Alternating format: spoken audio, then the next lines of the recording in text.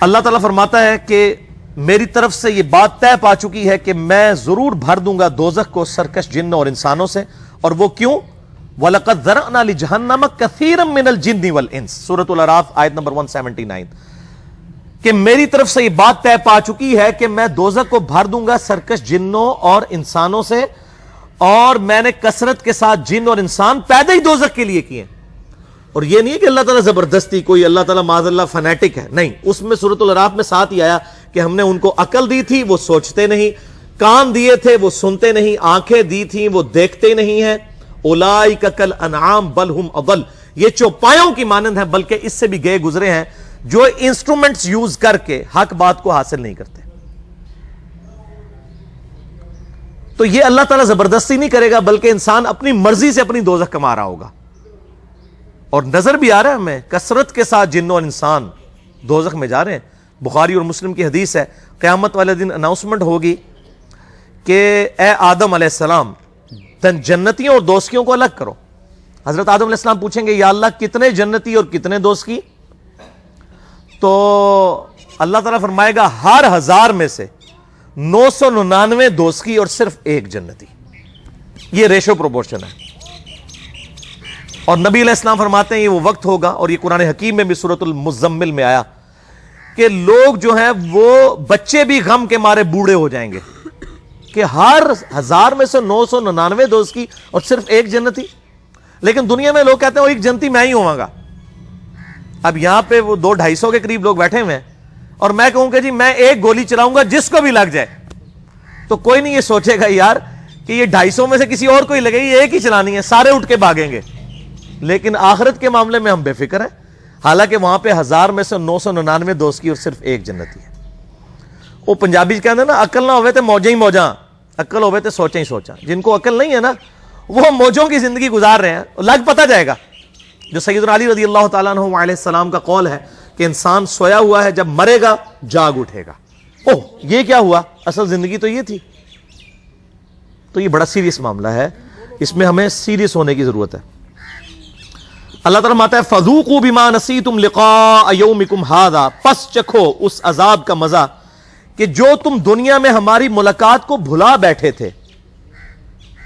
انا نسیناکم, آج ہم بھی تمہیں بھول جائیں گے, تمہارے حال پہ تمہیں چھوڑ دیں گے.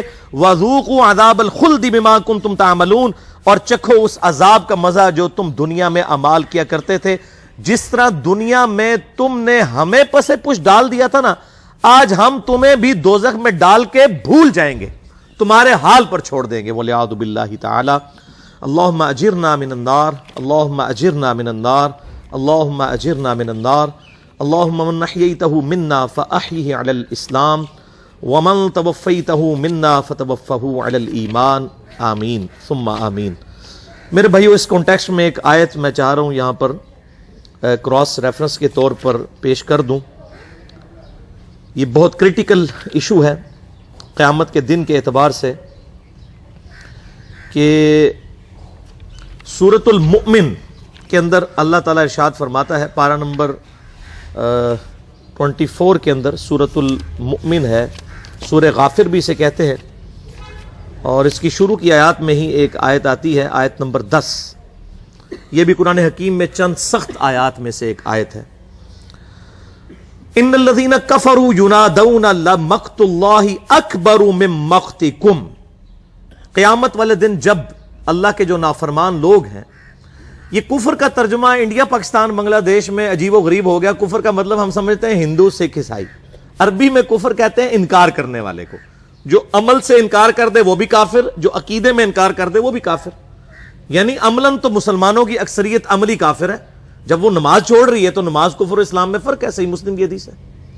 تو جو نافرمان لوگ ہیں, انکاری لوگ ہیں, اللہ تعالیٰ کی طرف سے انہیں قیامت والے دن عذاب دینے کے بعد ندا کی جائے گی. لمقت اللہ اکبر من مقتکم انفسکم اذ تدعون الی الایمان فتکفرون. اللہ تعالیٰ قیامت والے دن ان سے فرمائے گا جب ان کو عذاب دے گا کہ آج تمہیں اس عذاب سے بیزاری اور تکلیف ہو رہی ہے, کہیں گے ہاں ہو رہی ہے. اللہ تعالیٰ فرمائے گا اس سے زیادہ ہمیں دنیا میں تکلیف ہوتی تھی جب تمہیں ہماری طرف بلایا جاتا تھا تو تم روح گردانی کر دیتے تھے, ہمیں اس سے زیادہ تکلیف ہوتی تھی. یہاں کہتے ہیں او جی اللہ تعالیٰ نے ساڑیاں نمازاں نہیں چاہیے دیا. او بھائی اللہ تعالیٰ نے کب کہا کہ مجھے تمہاری نمازیں چاہیے؟ اللہ تعالیٰ نے فرما رہا ہے تمہیں تمہارے لیے نمازیں چاہیے کامیاب ہونے کے لیے.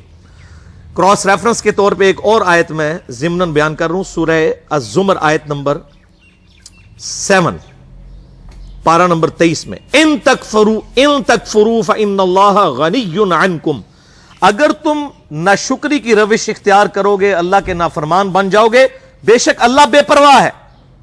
وَلَا يَرْضَى لِعِبَادِهِ الْكُفْرِ، لیکن یہ بات یاد رکھنا اللہ تعالیٰ ناشکری کو اپنے بندوں کے لیے پسند نہیں کرتا. بے پرواہی کا مطلب کوئی یہ نہ لے لے کہ خیر ہے اللہ تعالیٰ معاف کر دے گا، نہیں، پسند نہیں کرتا. وَإِن تَشْكُرُوا يَرْضَاهُ لَكُمْ، اگر تم شکر گزاری کی روش اختیار کرو گے تو اسی کو اللہ پسند کرے گا. وَلَا تَزِرُ وَازِرَةٌ وِزْرَ أُخْرَى، اور یاد رکھنا کوئی جان قیامت والے دن کسی دوسرے کا بوجھ نہیں اٹھائے گی. ثم الى ربکم مرجعکم فینبئکم بما کنتم تعملون، اس کے بعد تمہیں لوٹ کر تمہارے رب کے پاس جانا ہے، وہ تمہیں بتا دے گا جو کچھ تم دنیا میں اعمال کیا کرتے تھے. انہ علیم بذات الصدور، بے شک اللہ تعالی سینوں کے چھپے ہوئے رازوں کو بھی جاننے والا ہے. یہ بڑا کریٹیکل ایشو ہے، اس مسئلے کو سمجھ لیں. اللہ تعالیٰ بے پرواہ ضرور ہے، لیکن اس کا یہ مقصد کوئی نہ لے. وہ کہتا ہے جی جو کچھ ہو رہا ہے اللہ کی مرضی سے ہو رہا ہے. یہ جملہ ہی غلط ہے. اللہ کی مرضی سے نہیں ہو رہا. اللہ کیا یہ چاہتا ہے کہ لوگ جو ہیں وہ نمازیں چھوڑیں، یا لوگ حرام خوریاں کریں، یا لوگ ناحق اپنے رشتہ داروں کا مال دبا لیں، یا لوگ ناحق یتیموں کے اوپر ظلم کریں؟ نہیں، اللہ کی اجازت سے ہو رہا ہے. اجازت کا مطلب یہ ہے کہ دنیا میں اللہ پکڑتا نہیں ہے. جس طرح کہ سورہ النساء میں ہے، جو لوگ یتیموں کا مال ناحق ہڑپ کرتے ہیں اپنے پیٹوں میں دوزخ کی آگ بھر رہے ہیں. اب یہ آگ دنیا میں ڈورمنٹ پوزیشن میں ہے. آپ دنیا میں انگارہ زبان پہ رکھیں، زبان جل جائے گی. حرام کا مال کھا بھی جائیں کچھ نہیں ہوگا. لیکن اللہ تعالیٰ ہمارا جو حرام مال کھا رہے ہیں یہ اپنے پیٹوں میں دوزخ کی آگ بھر رہے ہیں. قیامت والے دن مورل لاز ایکٹیو ہو جائیں گے. دنیا میں مورل لاز ایکٹیو نہیں ہے، اور وہی جو کھایا ہوا مال ہے نا وہ دوزخ کی آگ بن جائے گا. تو یہ دنیا میں نہیں پتا چلتا. تو اجازت سے ہو رہا ہے اس حوالے سے کہ اللہ تعالیٰ فوراً پکڑ نہیں کرتا. ورنہ تو اذان کی آواز آئے اور کوئی نماز پڑھنے کے لیے مسجد میں نہ جائے تو اس کو تو اسی وقت زمین میں دھانس جانا چاہیے. لیکن اللہ تعالیٰ نے اجازت دی ہوئی ہے، اختیار ہے، تمہاری مرضی ہے. انا ہدیناہ السبیل، ہم نے ہدایت کا راستہ واضح کر دیا. اما شاکرا و اما کفورا، چاہے شکر گزاری کی روش اختیار کرو خواہ نہ شکری کی. اللہ تعالیٰ نے راستہ واضح کر دیا، اب تمہاری مرضی ہے. زبردستی وہ نہیں کرے گا، یہ ذہن میں رکھیے گا. یہ اس کی ضد ہے بندے کے ساتھ کہ جو لوگ کوشش کریں گے نا انہی کو ہدایت ملے گی. والذین جاہدوا فینا لنہدینہم سبلنا، جو لوگ ہماری راہ میں کوشش کریں گے ہم انہی کے لیے اپنی راہیں کھولیں گے. زبردستی اس نے ہدایت نہیں دینی. یہ بالکل اس کو اپنے دماغ میں سے نکال دیں کہ زبردستی ہدایت والا معاملہ ہوگا. انما یؤمن بآیاتنا الذین اذا ذکروا بها خروا سجدا، ایمان والے بندے تو وہ ہیں کہ جب ان کے سامنے ہماری آیات کے ذریعے ان کو نصیحت دلائی جاتی ہے وہ فوراً سجدے میں گر پڑتے ہیں. اللہ اکبر، سبحان ربی الاعلی، سبحان ربی الاعلی، سبحان ربی الاعلی. یہ ٹو باؤ ڈاؤن کرنا کافی ہے. صحیح بخاری کے اندر موجود ہے کہ عبداللہ بن عمر رضی اللہ تعالیٰ عنہ قرآن حکیم بغیر وضو کے بھی پڑھ رہے ہوتے تھے، اور اس دوران جب آیت سجدہ آتی تھی تو بغیر وضو کے ہی اسی حالت میں سواری پہ بیٹھے ہوئے ٹو باؤ ڈاؤن کر کے سجدہ تلاوت کر لیتے تھے. اس کے لیے ماتھا لگانا ضروری نہیں، وہ اعلیٰ ترین درجہ ہے.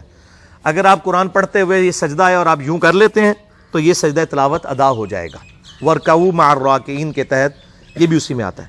تو اللہ تعالیٰ ہمارے اہل ایمان وہ ہیں، ہماری آیات سے جب ان کو نصیحت کی جاتی ہے وہ سجدے میں یعنی ٹو باؤ ڈاؤن کرتے ہیں. وَسَبَّحُوا بِحَمْدِهِمْ، اور وہ اپنے رب کی تسبیح کرتے ہیں اس کی حمد کے ساتھ. وَهُمْ لَا يَسْتَكْبِرُونَ، اور ان میں تکبر نہیں ہوتا، اکڑ نہیں ہوتی اہل ایمان کے اندر. یہ تکبر کے اندر پوری قیامت مضمر ہے میرے بھائیوں. صحیح مسلم میں حدیث کہ آپ صلی اللہ علیہ وآلہ وسلم نے فرمایا جس شخص کے دل میں رائی کے دانے کے برابر بھی تکبر ہوا وہ جنت میں نہیں جائے گا. ایک صحابی نے عرض کی یا رسول اللہ صلی اللہ علیہ وآلہ وسلم، بسا اوقات ہمارا دل کرتا ہے کہ ہمارے کپڑے خوبصورت ہوں، ہماری جوتیاں خوبصورت ہوں، ہم اچھے دکھیں، کیا یہ بھی تکبر ہے؟ تو آپ صلی اللہ علیہ وآلہ وسلم نے فرمایا یہ تکبر نہیں ہے، بلکہ اللہ بھی خوبصورت ہے اور خوبصورتی کو پسند فرماتا ہے. تکبر یہ نہیں ہے کہ تم اچھا لباس پہنو یا اچھی جوتیاں پہنو یا اچھے دکھو، بلکہ تکبر یہ ہے کہ تم حق بات سے اناد کر دو اور دوسروں کو حقیر سمجھو. یعنی کسی شخص پہ حقیقت کھل گئی کہ نماز پڑھے بغیر میں مسلمان نہیں ہوں، اب پھر بھی وہ اکڑا ہوا ہے، وہ ہے متکبر. اگر کسی نے اچھے کپڑے پہنے ہوئے ہیں لیکن اس کے باوجود وہ دوسروں کو حقیر سمجھ رہا ہے تو متکبر ہے، اور اگر وہ اچھے کپڑے پہن کے دوسروں کو حقیر نہیں سمجھ رہا کوئی متکبر نہیں ہے. حق بات سے اناد کرنا، اس سے روگردانی کرنا، یہ اصل تکبر ہے. ایک بندے کو صحیح بخاری اور صحیح مسلم سے نماز کا طریقہ کھول کے بتا دیا کہ میرے بھائیوں، نبی صلی اللہ علیہ وآلہ وسلم اس طریقے سے سنت کے مطابق نماز پڑھتے تھے کہ رکوع میں جاتے وقت اور رکوع سے اٹھتے وقت رفع الیدین کرتے تھے. اور وہ کہیں نہیں ساڑھے بزرگ پاگل سے، انہوں نے نہیں پتا لگا. بھائی بزرگ اللہ کے پاس چلے گئے، وہ اپنے اعمال کے جواب دہی خود کریں گے. ہمارے سامنے جو کتاب و سنت کے دلائل ہیں، ہم نے تو اس کے سامنے سر تسلیم خم کرنا ہے، نہ کہ ہم نے کسی اور کو دیکھنا ہے. ہمارے لیے تو آئیڈیل ہمارے محبوب صلی اللہ علیہ وآلہ وسلم کی مبارک ذات ہے، نہ کہ کسی دنیا دار شخص کی یا ہمارے آباء و اجداد ہمارے لیے آئیڈیل ہے. لقد کان لکم فی رسول اللہ اسوۃ حسنہ، بے شک رسول اللہ صلی اللہ علیہ وآلہ وسلم کی زندگی میں تمہارے لیے بہترین نمونہ ہے. الحمدللہ. تو یہ تکبر کی میں نے ڈیفینیشن بھی بتا دی اس حوالے سے. اللہ تعالیٰ فرماتا ہے دنیا میں ان کی حالت کیا تھی؟ تتجافا جنوبہم عن المضاجع یدعون ربہم خوفا وطمعا. ہمارے نیک بندے وہ تھے کہ ان کی پیٹھیں جو ہیں وہ اپنی خوابگاہوں سے، اپنے بستروں سے الگ رہتی تھیں، اور وہ خوف اور لالچ میں ہمیں پکارا کرتے تھے. خوف کس کا؟ آخرت کے دن کا. اور لالچ کس کی؟ جنت کی لالچ. اور یہ جو صوفیاء کے ہاں ایک بڑی مشہور بات آئی، اور سیدنا علی کی طرف بھی یہ جھوٹا قول منسوب کیا گیا کہ میں اللہ کے خوف یا جنت کی لالچ میں عبادت نہیں کرتا، یہ بالکل جھوٹ ہے. یہ تو قرآن کے خلاف ہے. یہ آیت دیکھ لیں کہ اہل ایمان کی نشانی ہے کہ وہ اللہ سے خوف بھی کھاتے ہیں اور اللہ سے لالچ بھی رکھتے ہیں جنت کی. مجھے بتائیں جنت کی لالچ کس نے دی ہے؟ اللہ نے. اب کوئی شخص کہتا ہے مجھے جنت نہیں چاہیے، تو وہ کس کو نگیٹ کر رہا ہے؟ اللہ کو. دوزخ کا ڈر کس نے سنایا؟ اللہ نے. اگر کوئی کہتا ہے جی مجھے دوزخ کا ڈر نہیں اور عجیب و غریب قسم کی باتیں کرتا ہے، یہ کتاب و سنت کی تعلیمات میں یہ باتیں نہیں ہیں، آپ کی جذباتی ڈاکٹرائن ہے، جذباتی جملے ہیں، ان کی کوئی حقیقت نہیں ہے، یہ صرف جذباتی باتیں. اہل ایمان جو ہے وہ تو اللہ تعالیٰ نے سورۃ الفرقان میں فرمایا کہ اہل ایمان تو دعا کرتے ہیں ربنا اصرف عنا عذاب جہنم ان عذابها کان غراما. اے رب ہمارے ہم سے دوزخ کا عذاب پھیر دے، بے شک دوزخ کا عذاب تو ہمارے گلے کا پھندا بن چکا ہے، یہ لٹکتی ہوئی تلوار ہے ہمارے سر کے اوپر. اے اللہ ہمیں دوزخ سے رہائی عطا فرما دے. یہاں پہ کہتے ہیں جی دوزخ کا ڈر نہیں، جنت کی لالچ نہیں ہے. اور اللہ تعالیٰ کیا فرما رہے ہیں کہ اہل ایمان خوف بھی رکھتے ہیں اور امید بھی. وَمِمَّا رَزَقْنَاهُمْ يُنْفِقُونَ، اور ہمارے دیے ہوئے مال میں سے ہماری راہ میں خرچ کرتے ہیں. ظاہر ہے جیب وہی ڈھیلی کرے گا جسے آخرت کے ڈیوائن بینک کی امید ہوگی کہ دنیا میں جو کچھ جو ہے وہ خرچ کر رہا ہوں وہ اللہ کے ڈیوائن بینک میں سٹور ہو رہا ہے، اللہ تعالیٰ مجھے 700 گنا اس سے بھی بڑھ کر لوٹائے گا انشاءاللہ.